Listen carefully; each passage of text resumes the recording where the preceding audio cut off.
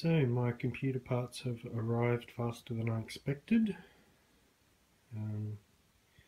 The biggest box is the computer case, the Fractal Design R5 Define computer case.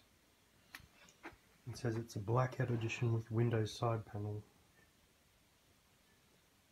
So then the top is the computer parts. So I shall be opening the boxes, see what's inside. So I'll open the first box and see what's inside.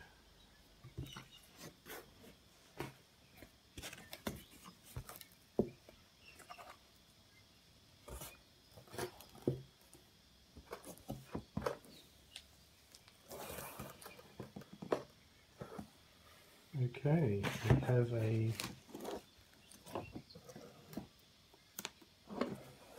box here, an Asus dual band wireless card.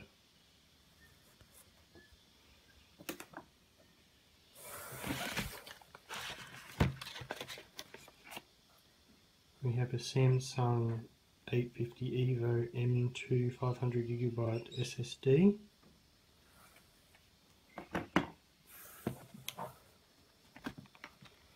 $64GB of Corsair Vengeance DDR4 memory with LEDs.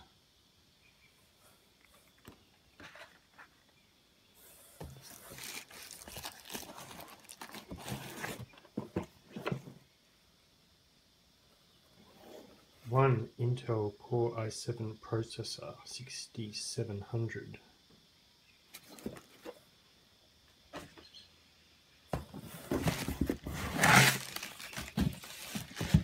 And one motherboard, Asus Maximus VIII Ranger motherboard, designed for gamers.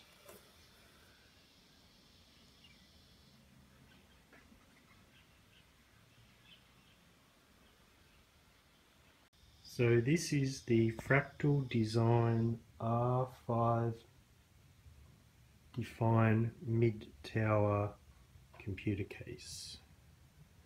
As you can see, it has a window. It's black. It has a power button, 4 USB ports, reset button, microphone socket and a headphone socket in the front. The door opens to show ventilation and some CD slots there. This door I'm actually going to take apart and change over to the other side because it can be opened two ways. So I'm going to do that. Around the back we have a fan, the open slot for the motherboard, the PCI Express slots, little spot for the power supply down the bottom. It's all black and it's a very good case. So let's start building. So the first thing I've done is I have removed the door and I've changed the direction of the door so it opens this way. That's because my computer will be on the right hand side, so I'll have to open it this way so I can access the CD drive easier. There's actually a dust filter on the front there. Oh, I think it's soundproofing material actually.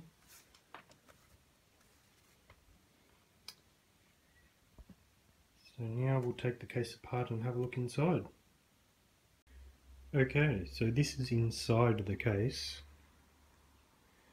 There's a spot for the motherboard. There's a fan there. There's a CD bays and 8 hard drive bays.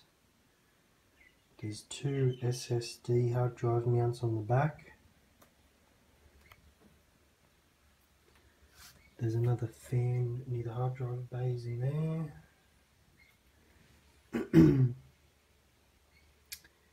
And there's the cables where the motherboard connects to.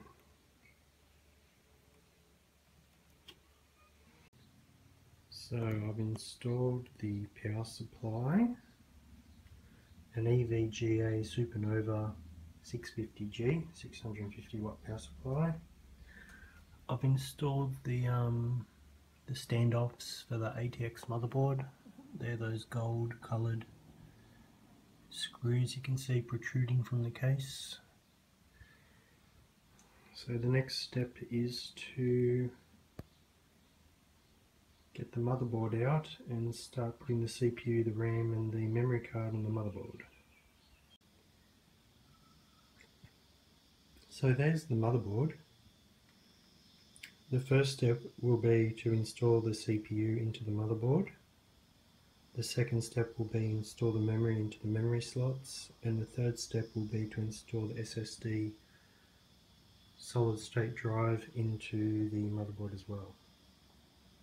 After that, the motherboard gets mounted into the case. Okay, I've got the CPU installed, no trouble there. The stock cooler already had thermal paste on the heatsink, so it's just a matter of placing it, pushing the pins down and plugging the cable into the motherboard. So the next thing is to install the memory in the memory slots. So this is a memory. It's Corsair Vengeance memory, built to be overclocked to 3.2 gigahertz. There's 4 16GB chips. I did my research and it should be able to be compatible with the motherboard, and they should all fit. And they also have a red LED that lights up when they're in the motherboard and the power's turned on. So they go into there. So that was easy. That's the 64GB of Corsair memory installed. Just a matter of lining up the pins and slotting it in the slot till it clips. The next thing is to install the SSD drive into the motherboard.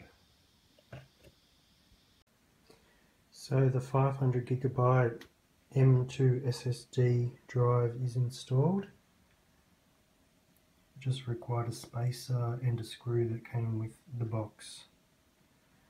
So everything is done that I can do without putting it in the case. So the next step is to install the input-output plate on the back of the case and then mount the motherboard in the case. Alright, wasn't too hard. The motherboard is snugly fitting into the case. The panel for the input-output board is looking good. The screws are lining up to the holes, so all I have to do is put the screws in, 8 screws in total, and once I do that I'll start connecting the cables and install the graphics card and the wireless network card. Okay, so I've installed the graphics card and I've installed the wireless network card. So all that's left is to install the hard drives and optical drive and then run the cables from the power supply to the motherboard. Okay, so the hard drives are installed and the cables are all connected. The fans are in the motherboard. The cables are all neat and tidy around the back. There. So now I guess it's time to turn it on and boot into the BIOS and check if everything is configured correctly. And if that's all right, then I can install Windows on it.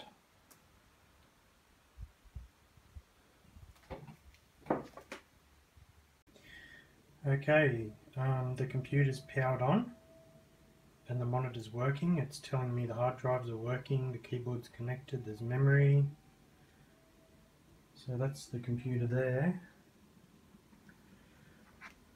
And it's powered up.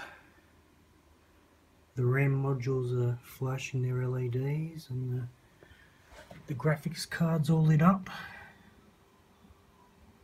So next stage is to get into the BIOS and see if anything needs changing. If not, I'll be able to install Windows hopefully. So I've gone through the BIOS settings and tweaked them and they're all good. I've booted from the USB and now I'm installing Windows. So the USB's in, Windows is installing.